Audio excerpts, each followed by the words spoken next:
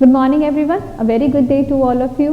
I am Chitranshi Saxena, a teacher of Study Hall Education Foundation. I am here to teach you all science and technology. So students, हम अपने last video में जो topic पढ़ रहे थे वो था ह्यूमन इम्पैक्ट ऑन एनवायरनमेंट। उसमें हम एनवायरमेंटल प्रॉब्लम डिस्कस कर रहे थे। उसकी सेकेंड प्रॉब्लम है पॉल्यूशन, उसे हम आज डिस्कस करेंगे। तो बच्चों बेसिकली पॉल्यूशन 4 तरीके का होता है। Number 1 air pollution, then water pollution, land pollution and noise pollution. Okay, हम इन सब के बारे में आज आप लोगों को बताएंगे। आप इन सब चीज़ों से अवेयर हैं वैसे, ठीक है। उसके अलावा लेकिन फिर भी मैं बताती हूँ आपको एयर पॉल्यूशन क्या है।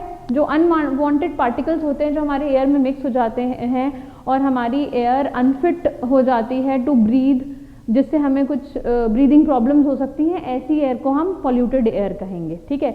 जो अनवांटेड पार्टिकल्स हैं जो एयर में मिक्स हो जाएंगे, those are the pollutants, okay. और दोज पॉल्यूटेंट कॉजेज एयर पॉल्यूशन। वो पॉल्यूटेंट क्या हो सकते हैं? Dust, smoke, SPM. SPM is suspended particulate matter, ठीक है। जो हमारे कोयला जलाने से या कूड़ा जलाने से, ज़रूरी नहीं है कि वो कम्प्लीटली बर्न हो जाए, कुछ हमारे सस्पेंडेड पर्टिकुलेट मैटर हमारे एयर में ऐसे ही चले जाते हैं। या इंडस्ट्रियल वेस्ट में से भी जो स्मोक निकलता है उसमें भी हमारे सस्पेंडेड पर्टिकुलेट मैटर होते हैं, ये हमारी ब्रीदिंग प्रॉब्लम कॉज करते हैं। देन कार्बन मोनोऑक्साइड, जब भी कोई चीज़ बर्न होती है इन इनसफिशिएंट सप्लाई ऑफ ऑक्सीजन, तो कार्बन डाइऑक्साइड निकलने की जगह कार्बन मोनोऑक्साइड गैस निकलती है, and this carbon monoxide is very poisonous gas, ठीक है। देन लेड, जो हमारी व्हीकल्स होते हैं इसमें जो फ्यूल पड़ता है, अगर ये अनलेडेड फ्यूल है तो इसमें से लेड डिस्चार्ज, मतलब अगर अनलेडेड फ्यूल नहीं यूज़ कर रहे हैं तो लेड का डिस्चार्ज होगा, और लेड हमारा बहुत ज़्यादा extreme pollution, air pollution cause करती है, ठीक है। तो हम शुरू से बढ़ते चले आ रहे हैं, इसको प्रिवेंट करने के तरीके यही हैं कि हम अननेसेसरली कुछ भी चीज़ों को ना जलाएं, गार्बेज को ना जलाएं, उसको डिकम्पोज ऑफ होने दें, उसको ऐसे ही बायोडिग्रेडेबल वेस्ट का यूज़ करें कि हमें चीज़ों को जलाना ना पड़े, ठीक है।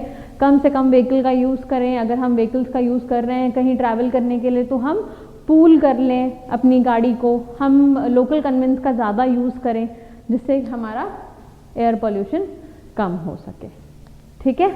उसके अलावा हम कुछ भी चीज़ बर्न कर रहे हैं तो हम उसको कम्प्लीटली ओपन एरिया में बर्न करें जिससे कि हमारा कार्बन मोनोऑक्साइड गैस ना निकले, ठीक है। एलपीजी स्टोव्स का यूज़ करें instead of using cow dung and wood और coal for preparing food, okay. Then water pollution.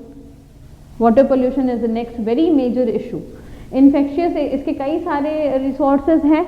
एक तो है इन्फेक्शियस एजेंट, ठीक है। ये जब पानी में जा कर के घुल जाएगा तो हमारे इन्फेक्शियस डिजीजेज हो सकती हैं, पानी जो है वो अनफिट फॉर ड्रिंकिंग हो जाएगा, ठीक है।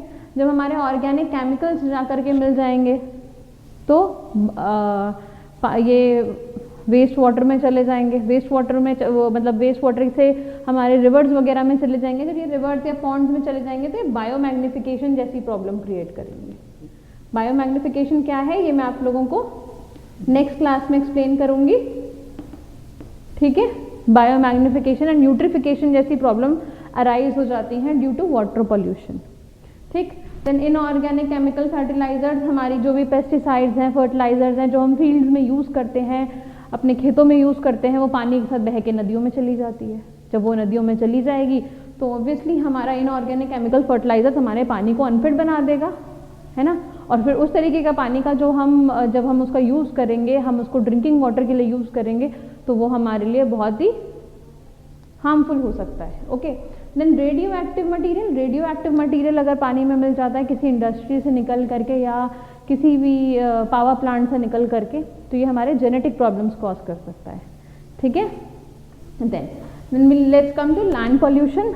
लैंड पॉल्यूशन, हमारे लैंड पॉल्यूशन के कई सारे सोर्सेज हैं। एक तो है हमारा डोमेस्टिक सोर्सेज, वही जो मैंने अभी आप लोगों को बताया। लैंड पॉल्यूशन इज हमने अननेसेसरी ओवर ग्रेजिंग और पेड़ों की कटिंग करी। जब पेड़ों की कटिंग हुई तो सॉइल इरोजन हुआ, दैट इज डोमेस्टिक सोर्स, ठीक है। देन इंडस्ट्रियल सोर्स, इंडस्ट्रीज की वजह से हमारी जो वहाँ उस एरिया के जो केमिकल डिस्चार्ज हो रहे हैं या जो वाटर में उनका डिस्चार्ज जा रहा है वो हार्मफुल हो रहा है, वो हमारे इंडस्ट्रियल वेस्ट की वजह से हमारे लैंड को डिस्टर्ब कर रहे हैं, लैंड की सॉइल की फर्टिलिटी ख़त्म हो जाएगी। जब सॉइल की फर्टिलिटी ख़त्म हो जाएगी तो that leads to land pollution.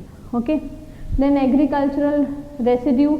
Agricultural residue वही हैं आपके जो आपकी फर्टिलाइजर्स हैं, ठीक है, फर्टिलाइजर्स या पेस्टिसाइड्स जो आपकी हार्मफुल हैं, तो उससे भी हमारा लैंड की बहुत एक्सेसिव यूज़ ऑफ फर्टिलाइजर्स भी हमारा लैंड की सॉइल की फर्टिलिटी को कम करता है, ठीक है।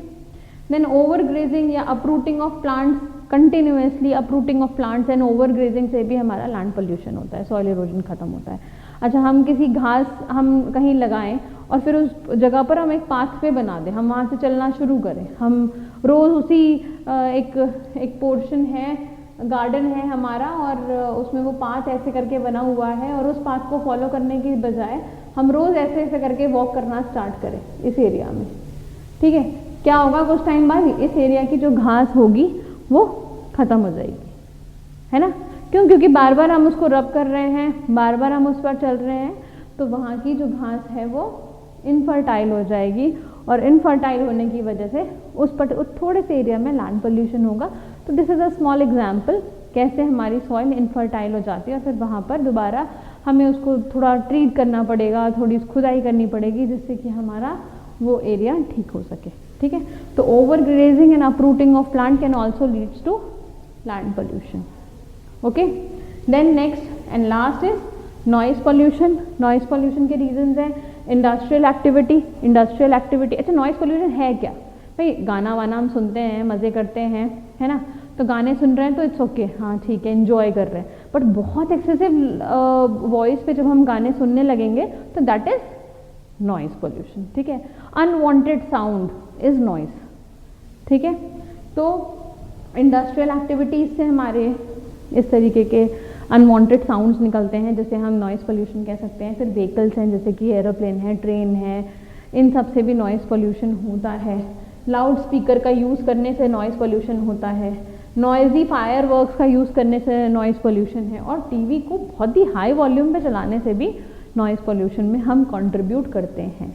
तो अगर हम ऐसा कुछ भी कर रहे हैं तो हम ना करें, ठीक है। अननेसेसरली हमें हॉन्क नहीं करना चाहिए, इमरजेंसी हो तभी हॉर्न बजाएं, ठीक है। नॉइजी फायरवर्क्स यूज़ ना करें, टीवी वगैरह का वॉल्यूम कम रखें, हम कम वॉल्यूम पे टीवी को सुने, ठीक है। बाकी जितना हम लाउड स्पीकर्स, अगर हमें कहीं पर हम देख रहे हैं कि कहीं लाउड स्पीकर बहुत ही ज़्यादा लंबे समय तक बज रहे हैं तो हम उनके लिए उनकी कंप्लेन करें या उनको बोलें कि अब लाउड स्पीकर का यूज़ आप ना करें, ठीक है। तो इस तरीके से हम इन सबको कंट्रोल कर सकते हैं। So these are the different types of human impact on environment. Okay students, तो जहाँ जितना हो सके इसको कम करिए जिससे कि आप एक हेल्दी इन्वायरमेंट में रह सके। Okay, so that's it for today's video. Thank you.